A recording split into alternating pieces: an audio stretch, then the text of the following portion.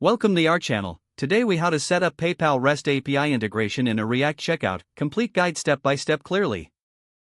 To set up PayPal REST API integration in your React checkout, start by creating a PayPal developer account at developer.paypal.com.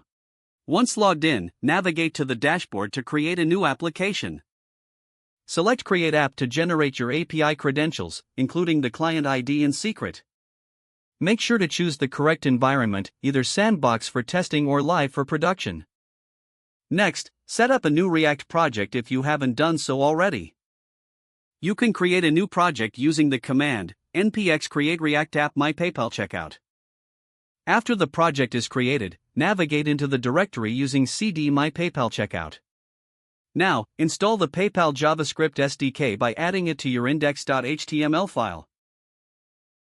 Insert the following script tag within the head section. Script src equals https://www.paypal.com/sdk/js, client ID. Replace your _client_ID with the actual client ID from your PayPal application.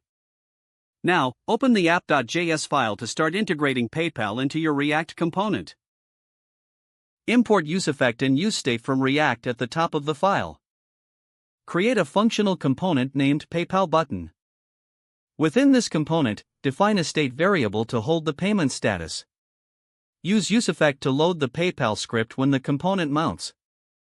In the useEffect, create a new PayPal buttons instance. Configure the create order function to call the PayPal API when a user starts the checkout process.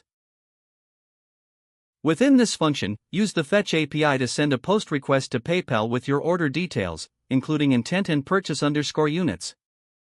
Ensure to include headers for content type and your authorization, which includes your client ID and secret. Handle the response to retrieve the order ID, and resolve the promise with this ID.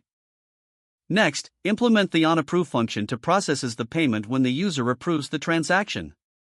In this function, call the PayPal API to capture the funds using another post request with the order ID received from the previous step.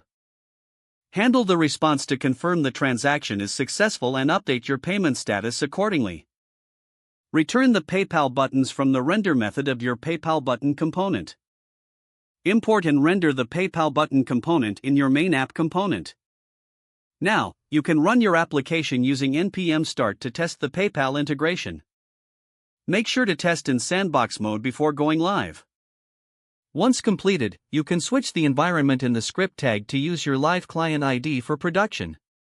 Don't forget to like this video and subscribe to our channel for more step-by-step tech guides.